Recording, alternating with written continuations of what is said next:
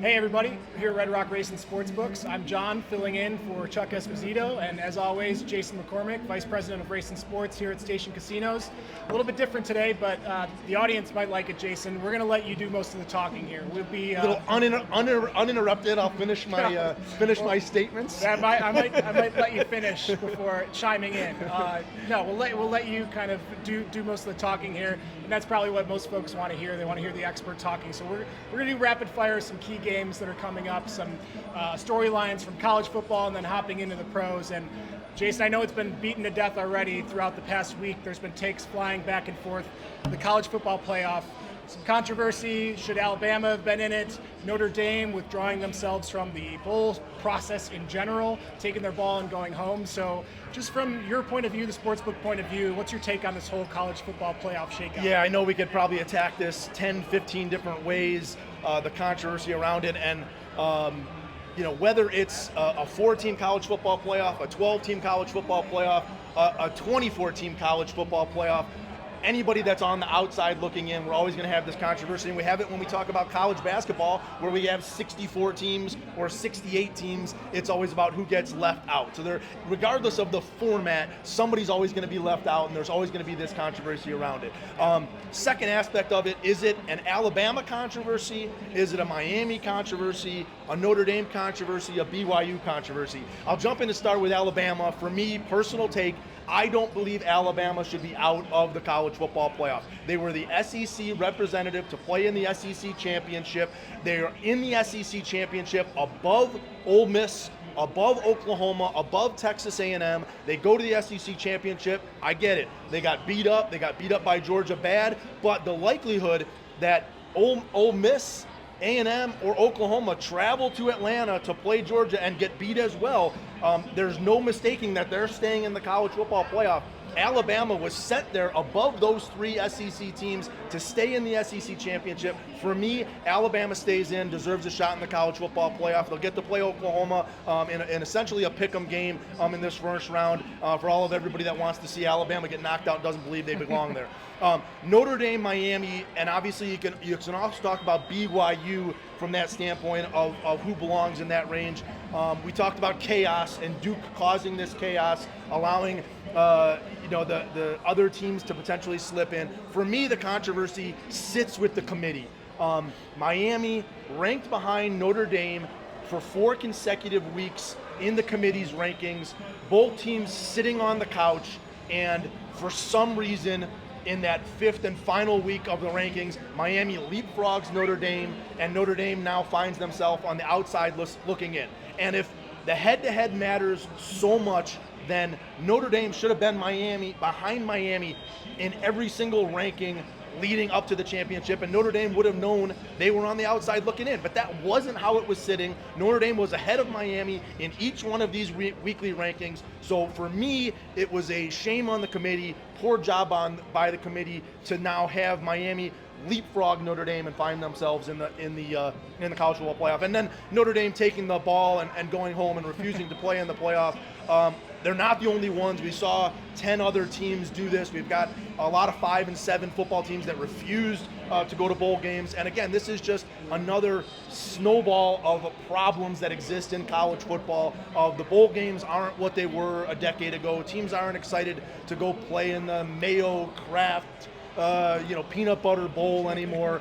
It just doesn't have what it used to have, like we said, a decade ago. But the exciting thing is, we do have football games. We do have some great football games on the schedule. We'll put all of the controversy and other stuff behind us, and we'll look forward to the games that are in the games that are on the schedule, the games that we can take bets on and have fun with and make some money on. Yeah, the games that are actually going on. Yep. Just before we move on, quick take, what do you think is going to be potential for some fireworks in the first round of the playoffs? One that might be the most exciting. Yeah, again, for me, I have a little bit of a proprietary interest in Ole Miss. We've talked about it at length, that my son goes to Ole Miss. Obviously, the whole Lane Kiffin saga of leaving Ole Miss and what they're going to do. But again, they're a 17-point favorite over Tulane, a team that they beat 45-10 earlier in the season. So not a whole lot of intrigue there. The James Madison traveling to Oregon as a 21.5-point favorite. Again, not the excitement. We've seen the Oklahoma-Alabama matchup. Alabama hasn't played good in their kind of last 5 games. So for me, it's the A&M Miami matchup. Again, the controversy of Miami leapfrogging Notre Dame to get in. The controversy of, is the ACC really a Power 5 conference? Last year we saw Clemson go to the college football playoff and get beat 38-24 by Texas. We saw SMU go to the college football playoff, get beat 38-10 by Penn State. So Miami needs to make a statement in this game and say, hey, we belong. And the ACC belongs in continuing to get this type of ability to get into the bowl playoff. And obviously A&M at home, one of those SEC power conference teams. Can they prove that they belong, the SEC belongs, and can they pummel an ACC team in Miami on the road going A&M? So for me, I'm circling up Miami A&M as the big game of this first 4. I'll be right there with you. It's going to be an awesome first round. So who knows? There might be some upsets in there. Before we move, we might be getting ahead of ourselves because we do have some college action this weekend. Bowl season is officially kicking off. Army, Navy. So what are you most excited about this weekend? Well, Army, Navy is a great game, and it's always sitting here on an isolated weekend kind of by itself. Last year we saw Army with one of their best seasons ever. And Navy was kind of in a down season, a mid-season, and Navy knocks them off. I think it was 31-13, and Jeff Monken, the Army coach, said it was just a devastating loss, a season-ruining loss for everything that Army had accomplished last year. Losing that game to Navy in the way that they did was devastating. So it's been flipped this year. Now Navy's had the fantastic season. Army's been the one that's kind of underperformed, and again, they're looking to kind of reverse the course in the Commander-in-Trophy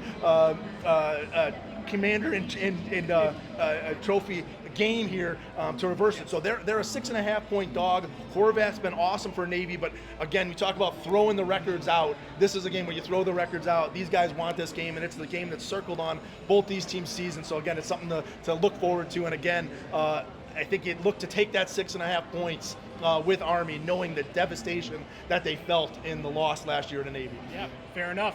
So exciting college action this weekend, but let's move on to the NFL, where I don't think things could be any closer. I'm almost across the entire board. Before we get into kind of looking ahead to the weekend games, we're just coming off of the Thursday night game. Falcons get the last-second field goal against the Bucs. Any kind of quick takes or rapid reactions into what's essentially kind of a Bucs second-half season collapse?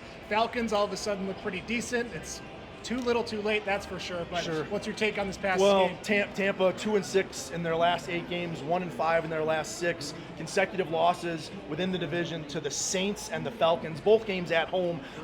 If it wasn't for the fact that they have 2 games left against the Panthers on their schedule, and they have a chance to win this division by beating the Panthers twice in those games, I think Todd Bowles would have probably lost his job last night. I mean, the Falcons, 19 penalties, a 3rd and 28. We don't have good clock management from Tampa.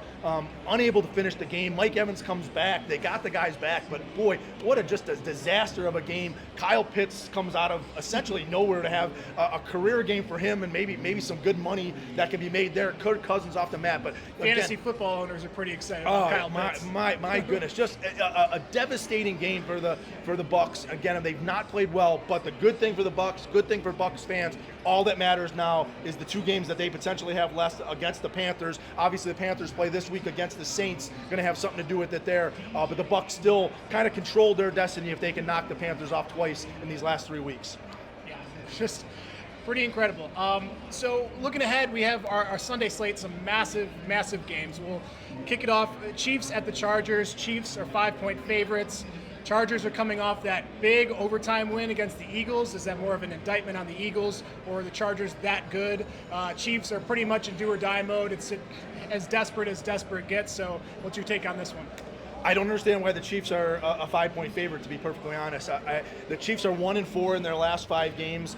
They haven't looked good. They're essentially now on the outside looking in against a quality in the playoff Charger team that just knocked off the Philadelphia Eagles. Now, again, it was a sloppy game. I don't know if they put bacon grease on the football or what was going on, but the fumbles and the interceptions. But the quarterback play from Herbert for the Chargers with the broken hand and the receivers that he has, the ability to now run the football, the toughness that they have, they get Omari and Hampton back to go with Vidal. This Charger team, now again, they laid an egg just 2 weeks ago at Jacksonville, I think they lost 36-7 or 38-5. So the Chargers had that ability to lay that egg. Maybe they do the same thing at Kansas City, but I don't know what makes anybody say this is the Chiefs that I know and love, and this is a team that I'm going to be willing to put my money on and lay points with the Chiefs, because they just haven't been in that situation where laying points is comfortable. And you can look exactly back to that Tampa game.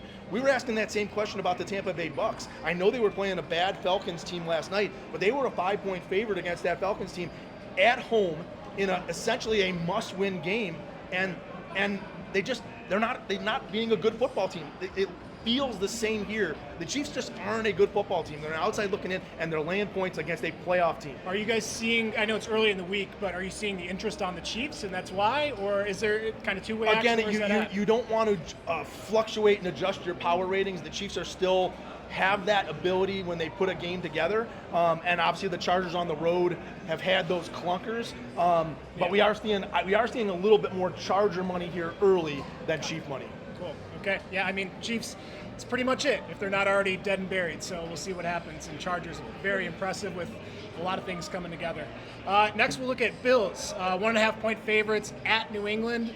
AFC East battle. I mean, New England, to be honest, I believe they're almost statistically a lock to win the division. Obviously, of course, if they beat the Bills, but Bills could sneak one in there. What do you think about this big AFC East matchup? Yeah, I talk about it all the time. I think sometimes teams get their bye weeks at the wrong time, and New England getting a Week 14 bye week, I assume they would have wanted that a lot earlier. They've been obviously rolling, playing well. They were a 23-20 winner at Buffalo earlier in the season. I want to say like October 5th, so we're going way back earlier in the season. The Bills have not been fantastic on the road, 3-3 on the road, but obviously a big game here, a big game for both teams. In particular, the Patriots currently sit behind the Broncos for that coveted number 1 seed and the bye week, with the Denver having a home game against the Packers. A win here by the Patriots, potentially a loss by Denver, leapfrogs New England to that number 1 seed. But for me, this is a May against Allen. Prove ourselves, check the weather here. I don't know what kind of snow we may have, what kind of winter we may have in New England, but man, what an exciting game. And this will be the match of the day early on Sunday morning, so 10% bonus on the Bills Patriots money line match of the day on the app. A game that definitely circled and one to watch, even as we look into the AFC playoffs, because both of these two teams are going to have something to say about who represents the AFC in the Super Bowl. Very consequential, and personally, I hope December football. I hope there's some snow. I mean, this game screams December NFL football, late season. So we'll see the breath coming out on the gridiron. Exciting one. So next, Packers, 2.5-point favorites currently at the Broncos. One thing I do have in common with Chuck Esposito is I'm also a Bears fan, so there's been an easy swap in there. So my mind goes to this game kind of sandwiched with the Packers. 2 weeks at Green Bay and then at Soldier Field against the Bears.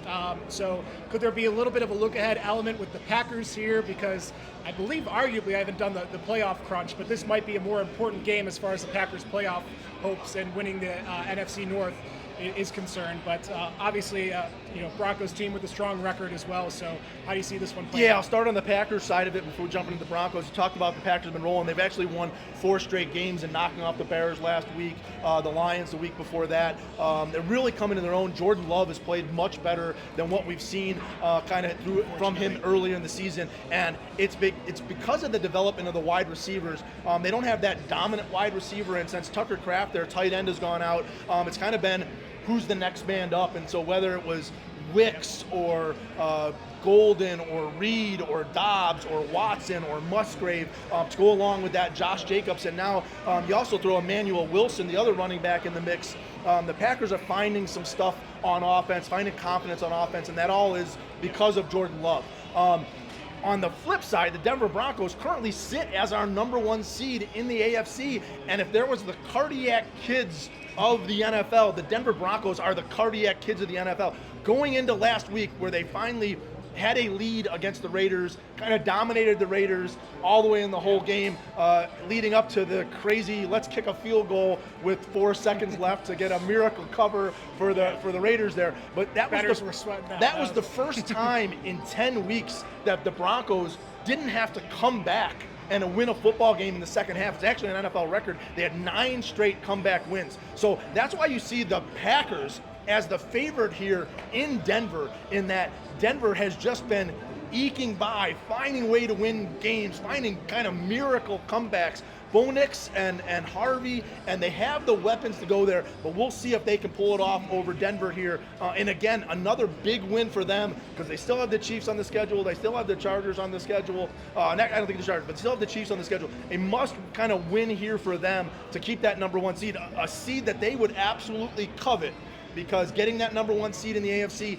not only the bye week, but then watch everybody have to travel through Denver, makes a big game for Denver here. Yeah, Denver at home. Yeah, wouldn't mind the home dogs beating up on the Packers a little bit. So maybe they're a little banged up against the Bears the following week, but we'll see what happens. It's going to be a good one as well. We'll move on next. Lions at Rams. Rams 6-point favorite against Detroit. Detroit fledgling a little bit, and then they've made their way back. They are in pretty much win now mode, or they're going to be in some major trouble with any playoff hopes. And then we've got the Rams, who one thing I noticed about the Rams, looking ahead, in 4 days they actually have to go and face Seattle on Thursday Night Football. So a tough stretch for the incredible LA Rams. So Lions at Rams, what's your take on this one? Yeah, I think you called it out the best. Looking at on the Rams side of things, a really bad loss at Carolina 2 weeks ago. They bounced when they looked like they were the Super Bowl favorites, and they still are the Super Bowl favorites, but the win over Philadelphia, then they go to Carolina and lay the egg, obviously come back with a big win over Arizona last week. But it's tough to say they're going to look ahead to Seattle when you got the Detroit Lions coming into town. Right at your kneecaps. Yeah, but there's no doubt that that's potentially there, because this game doesn't mean as much as the head-to-head with Seattle to be atop the division, potentially stay atop the conference for the Rams. And again, the Rams have just been absolutely rolling, Yes. and with Puka Nacua and Adams, and now essentially two-headed monster at running back to go along with the veteran Matthew Stafford. They're a scary, scary team, and at home they're even better.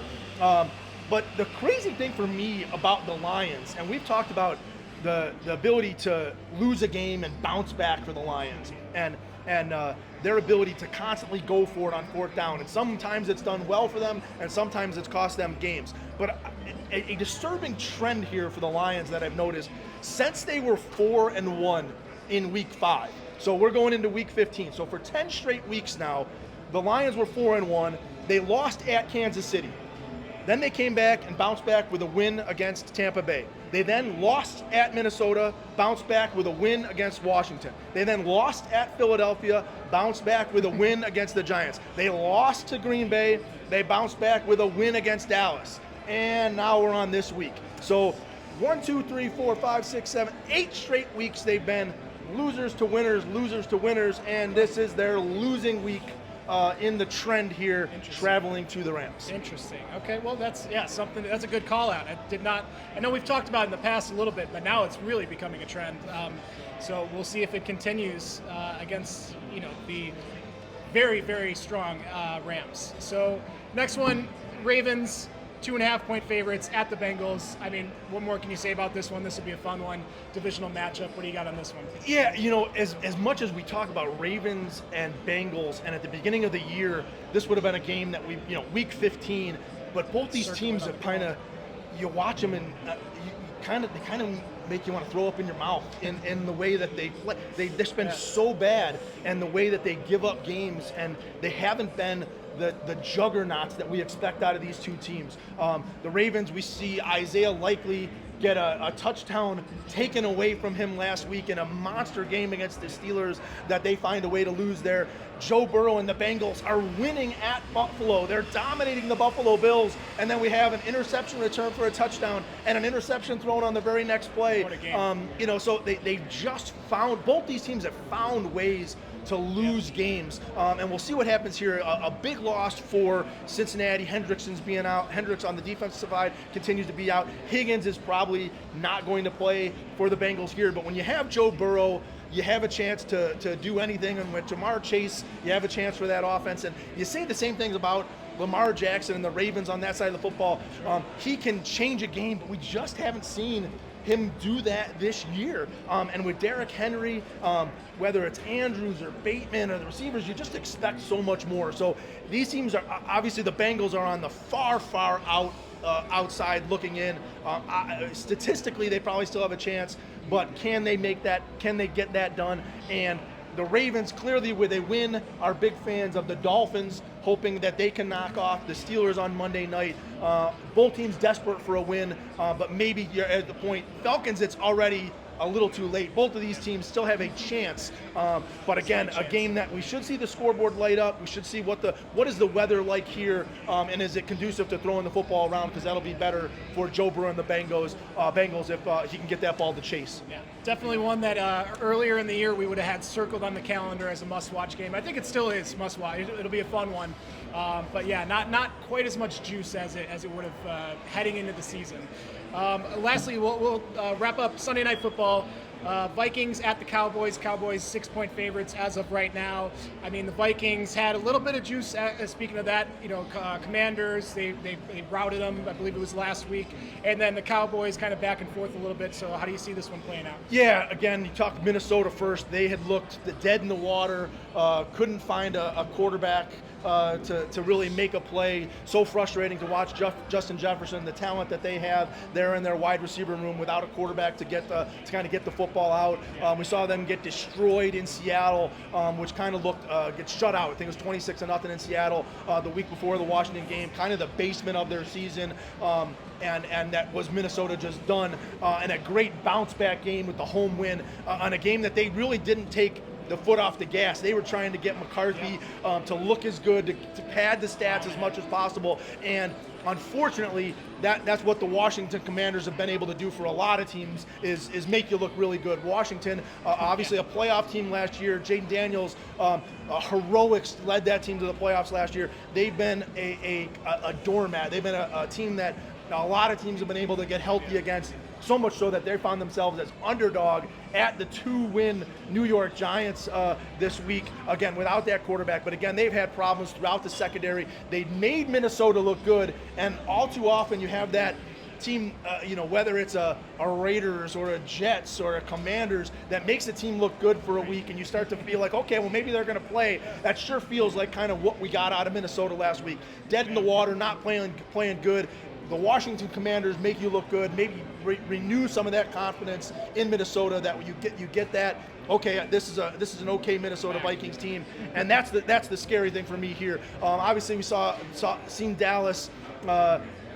1 week is good, 1 week is bad. They still have all this talent with Prescott and Pickens and Lamb, unable to kind of get things to Pickens last week, kind of his first down game of the season. We've got Lamb in the concussion protocol. We'll see what Dallas can come with. But again, from an offensive standpoint, they've got the tools in the shed to put up big games, and the defense seems to have been getting better. They're not that, get blitzed through. So again, an exciting Sunday night game that leads us into another exciting, Monday night game with the Steelers and Dolphins. Who know that the Dolphins didn't have to go to sub temperatures in the Jets last week. A team again that the Jets makes your offense look good. A-Chain, Waddle, they got healthy, and now they get to go to the Steelers team again. Check that weather forecast and see if it'll be the Dolphins playing in a sub 32 degree temperature, because Tua, not a lot of luck in that sub 32. The Dolphins in general, not a lot of luck when they travel to cold weather. So check that forecast in Pittsburgh for that Monday night matchup. Tua historically not the greatest in. I think it's 0-7 and under 32 degrees. Pretty bad, yeah. It's right up there, but. Well, so yeah, we have a few others, but I mean, those are kind of the key marquee games from the NFL standpoint. Other things going on. I mean, I heard that we have an addition to the STN Sports app with a little bit of peppering some darts. Yeah, as Simba likes to say, throwing the steel. We've gotten a little aggressive. We added some volleyball. You'll find live women's volleyball in particular. With that, we're in the NCAA championships for women's volleyball. You'll find volleyball's been added to the app. You'll find table tennis, ping pong's been added to the app, and yes, darts. We're in the world championship of darts, so darts been added to the app. So again, a lot of stuff. We'll have to see if turn on ESPN, the Ocho, and see if you can find some of these sports. But again, a lot of fun stuff added to the app. We talk about that 10% match of the day every single day. Take advantage of the 10% match of the day. We'll go into Saturday with a great Alabama Arizona college basketball matchup as match of the day. Sunday we talked about the Bills and Patriots. And also include on Sunday the Rams and Lions will be on the match of the day. Take advantage of that 10% bonus. So again, just so much stuff going on. We still have the $50 no worry wager available for all new signups on the STN Sports app. And we just crowned a $150,000 Pro Last Man Standing winner. Congratulations to our guest. Signed up at Santa Fe Station. Takes home $150,000 with the Rams covering against the Cardinals being the closing game for him there to cash his tickets on. So again, a lot of exciting things going on at STN Sports. And as we get into this bowl season and NHL hockey and NBA and NBA Cup, darts and volleyball, it just doesn't stop. Get on the app. Everything is there for you. Lots of props, match of the day, 10% bonus. Take advantage of it all. Couldn't have said it better myself. We'll wrap it there. So for Jason McCormick, my name is John, and thank you for watching Bookends, powered by STN Sports, and we will see you next time.